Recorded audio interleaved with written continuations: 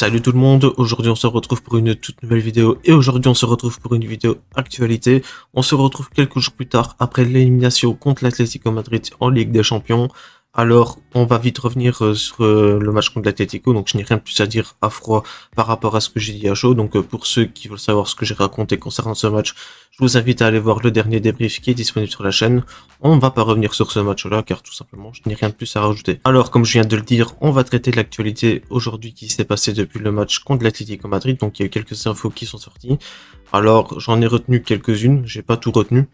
On va les faire en vif, d'ailleurs je vous préviens ça va aller très vite, parce que pour moi on va plutôt se focaliser sur le sujet qui est le titre de la vidéo, donc on va parler de la fin de saison en Liga. Donc on va parler en vif de quelques infos que j'ai retenues, donc j'en ai retenu 5, on va rapidement en parler, donc je vous préviens, ça va aller hyper vite. On va directement commencer avec Marcus Rashford, donc il y a un accord qui est déjà fait avec le joueur, donc tout est ok apparemment pour le garder au club, mais apparemment ce qui poserait problème ce serait Manchester United qui ne souhaite pas négocier la clause d'achat, donc c'est 30 millions d'euros ou rien. Si part, Rashford retournera à United. Je donne rapidement mon avis. Alors pour moi, on ne doit pas le garder, tout simplement. Avec ce qu'il nous a proposé ces derniers temps, pour moi, on ne doit absolument pas le garder. Alors j'avais un discours différent un petit peu avant. Pour moi, j'avais dit que ça pourrait être intéressant de le garder seulement si on arrivait un petit peu à négocier la clause. Seulement si s'il était plus performant au Barça. Bon, ce n'est plus le cas depuis ces derniers temps. Il arrive à stater par-ci par-là, mais globalement, dans le contenu, que ce soit dans le jeu, avec ou sans ballon, il n'apporte que dalle. Et pour moi, c'est l'un des responsables de l'élimination face à l'Atlético sur le match retour.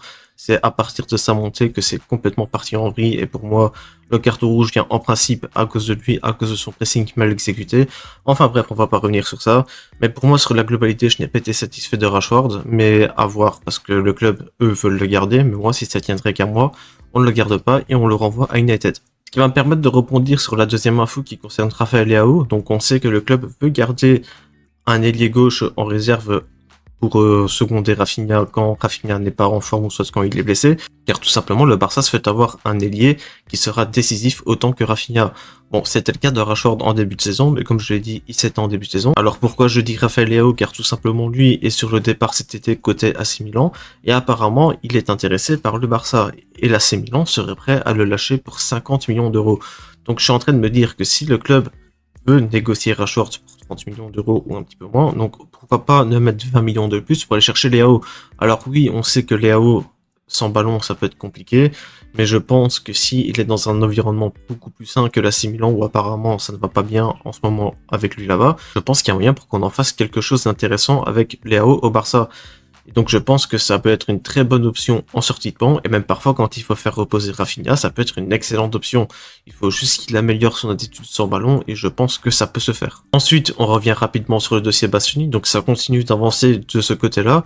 Donc l'Inter Milan apparemment veut le lâcher pas moins pour 70 millions d'euros, mais il y a une autre info qui est sortie, comme quoi l'Inter Milan pourrait le lâcher si une offre de 55 millions serait proposé par le Barça. Et de plus, l'Inter Milan serait intéressé par Hector Fort pour la saison prochaine. Donc pourquoi pas ne pas essayer de inclure Hector Fort dans l'opération, comme ça on fait baisser le prix de Bastoni, et donc du coup ça rejoindrait l'information qui dit que le Barça pourrait l'avoir pour 55 millions.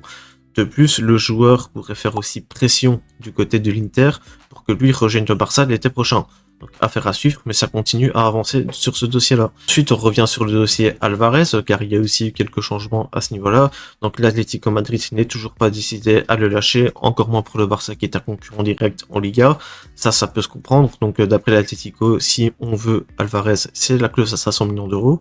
Il est aussi en voie de prolonger avec eux, donc à voir comment ça va se passer. C'est la décision du joueur qui va primer là-dessus. Si jamais ça échoue, le Barça a pensé à un excellent plan B, et écoutez-moi bien parce que c'est deux options exceptionnelles, et je pense qu'il n'y a pas mieux que ces deux-là en ce moment-là. Je parle bien évidemment de Sørloth et de Muriqi. Il y a zéro van, hein. Le Barça pense à ces deux-là, c'est au cas où ça échoue avec Alvarez, hein. Et j'ai bien peur que ce soit comme option du titulaire ou de remplaçant, parce que je pense que si Lewandowski s'en va, Ferran Torres va rester, et donc ça veut dire qu'on aura Ferran Torres comme titulaire, et Sørloth ou Muriqi comme doublure ou comme titulaire. Voilà. Donc on passe du Lamborghini à une Renault Clio. Franchement, c'est parfait. Et ensuite, dernière actualité que j'ai gardée, qu'on va conclure avec ça, Hansi Flick est proche de prolonger avec le Barça jusqu'en 2028. Donc il y a un accord verbal avec le club, donc on n'a plus qu'à attendre la fin de saison et l'officialisation. Mais apparemment, Hansi Flick va prolonger d'une saison supplémentaire avec le Barça. Bon, maintenant que ça s'est dit, on va directement passer maintenant à notre calendrier de fin de saison. Donc je vous l'affiche ici à l'écran. Donc le Barça a un calendrier quand même assez costaud en Liga, parce qu'on a des déplacements qui seront très compliqués. Donc notamment Getafe, Osasuna, on a le Classico à domicile, on a un déplacement chez Alaves, on a le Betis, et puis évidemment on a le déplacement à Mestalla pour la dernière journée de Liga, mais normalement, si tout se passe bien, ce match-là n'aura aucun enjeu pour nous. Comme le titre l'indique, pourquoi pas se fixer un objectif supplémentaire au plus du titre, comme on est sorti en Ligue des Champions et qu'on ne joue pas de finale de Coupe d'Espagne, pourquoi pas se donner un objectif supplémentaire, donc pourquoi pas ne faire 100% de victoire en Liga, donc il nous reste 7 matchs à jouer, 21 points à prendre, on a 79 points actuellement où on parle en Liga, et pourquoi pas ne pas se focaliser sur une saison à 100 points en Liga, ce serait historique pour Hansi Flick, je pense qu'on l'a déjà fait une fois, ou je ne sais plus si on l'a déjà fait par le passé, mais pourquoi pas se fixer comme objectif d'aller faire les 100 points en championnat, comme ça on fait 100% de victoire, on se termine sur une très bonne dynamique, surtout qu'en plus parmi ces matchs-là, il y a le Classico, donc ça va rajouter un petit peu de piment à l'enjeu, et peut-être que le titre sera acté pour ce match-là, même avant ou après, ça dépendra du Real Madrid sur leurs 7 derniers matchs à eux, mais on aura un calendrier très compliqué, mais pourquoi pas se fixer comme challenge d'aller au bout du championnat en ayant fait les 100 points. Franchement, ce serait bien, hein, ce serait magnifique. Et pourquoi pas ne pas y penser. Surtout qu'en plus, comme je l'ai dit, on a quelques matchs compliqués, donc on a un titre à assurer, ça c'est le plus important avant toute chose.